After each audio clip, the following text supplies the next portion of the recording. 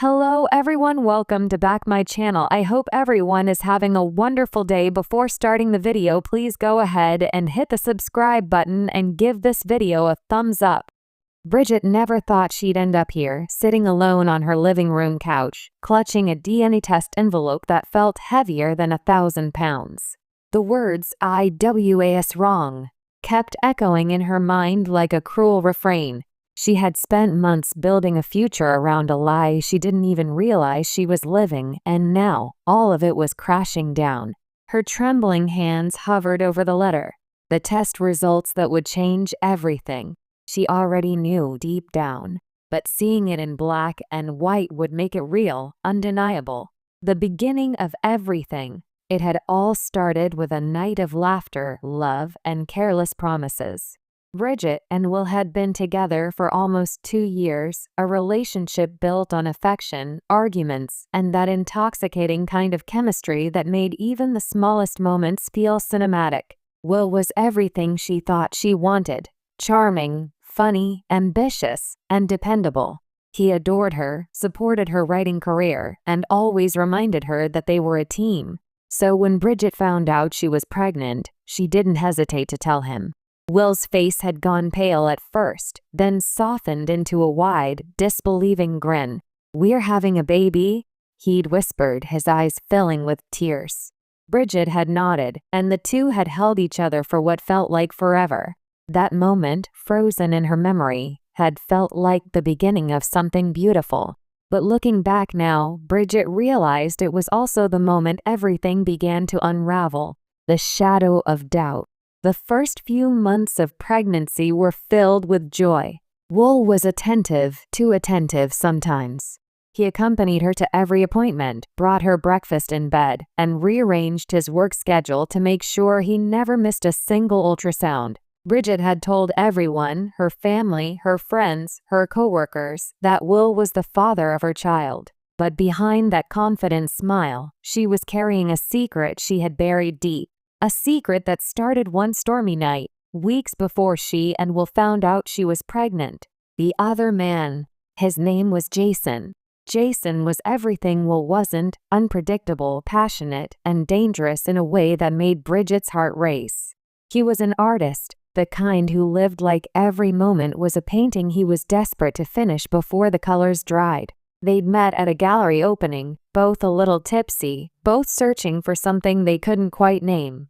That night turned into one of those wild, impulsive mistakes people promise themselves they'll never make again. Except Bridget never told Will. She'd convinced herself it didn't matter. One night, one lapse in judgment. Will was her future, Jason was just a moment she wanted to forget. And for months, she did forget. Until now. The test. The baby, Emma, was born in early spring, a perfect little girl with hazel eyes and dark curls. Will was over the moon, telling everyone how lucky he was to be a father. But it didn't take long for whispers to start.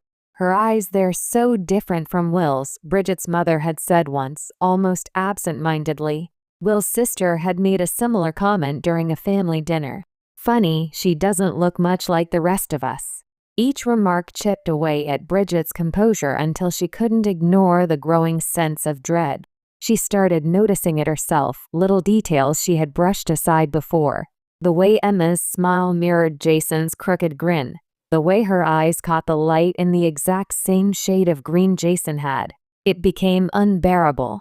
So, one afternoon when Will was at work, Bridget took Emma to a private lab for a DNA test. She told herself it was just to silence her doubts. But now, sitting with the envelope in her hands, she knew the truth she had been trying not to see. The moment of truth. She tore open the envelope with shaking hands. Her eyes darted over the lines, searching for the one sentence that mattered. Probability of paternity, 0%. The world tilted. The air left her lungs. She sat frozen, unable to process the words. Will wasn't Emma's father. Her chest tightened as if her heart had just shattered into 1,000 tiny pieces. All the love, the excitement, the plans they'd made, it all turned to dust in an instant. She had betrayed him. Not intentionally, maybe, but the result was the same. Will had been living a lie, and it was her fault. The confession. When Will came home that evening, Bridget could barely look at him. He greeted her with his usual warmth, kissing her forehead before picking up Emma and cradling her. "Hey, sweetheart," he said softly to the baby. "Daddy's home." The word daddy felt like a knife twisting in her gut. She couldn't do this anymore. "Will," she said quietly, her voice trembling, "we need to talk." He turned to her, instantly sensing the shift in her tone. "What's wrong?" Bridget took a deep breath. "It's about Emma." Will's expression changed, confusion, then fear. "Is she okay?" "She's fine," Bridget whispered. It's not that." She handed him the envelope. He frowned, opening it. His eyes scanned the paper. Once, twice, then again. The silence that followed was suffocating. Finally, he looked up, his face pale and expressionless. "What is this?" Tears streamed down her face. "I'm so sorry, Will. I didn't know. I swear I didn't know." "You didn't know?" His voice broke. "Bridget, this says I'm not her father." She nodded, sobbing. "Before I found out I was pregnant, there was someone else. It was one night. I thought it couldn't be. I thought it was you." Will stepped back as if her words were physical blows. "I trusted you," he whispered. "I loved you, Bridget. I was there for every appointment, every sleepless night, every moment." "I know," she cried. "And you've been amazing. I never wanted to hurt you. Please believe me." He looked at her with eyes filled with pain and disbelief. "How long have you known?" 2 days, she said. "I couldn't hide it from you." Will dropped the paper onto the coffee table, the sound echoing like thunder. "I need time," he muttered, and before she could say another word, he walked out the door. The fallout, the days that followed were unbearable. Will didn't answer her calls. He didn't come home. Bridget was left alone with her guilt, her crying baby, and a silence that felt endless. Her friends tried to console her, but nothing helped. Everywhere she looked, she saw reminders of what she had lost. The crib Will had built, the baby clothes he had picked, the photo of them smiling together at the hospital. She started writing again, pouring her guilt into words, desperate to make sense of the chaos inside her. Her journal became her only refuge. "I was wrong," she wrote one night. "So terribly wrong.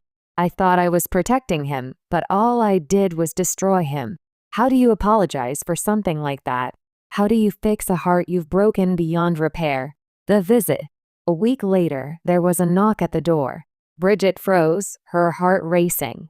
When she opened it, Will stood there, exhausted, unshaven, and holding a small box. "Can I come in?" he asked quietly. She nodded, stepping aside. He looked around, his eyes softening slightly as they landed on Emma sleeping in her crib. "I've been thinking," he said, his voice low. "A lot." Bridget swallowed hard. "I don't know what to say." "Then don't," he replied. "Just listen." He opened the box. Inside was a small silver bracelet engraved with the words Emma Grace. "I bought this the day she was born," he said. "I was saving it for her first birthday." Tears welled in Bridget's eyes. "Will, I'm angry," he continued. "I'm hurt.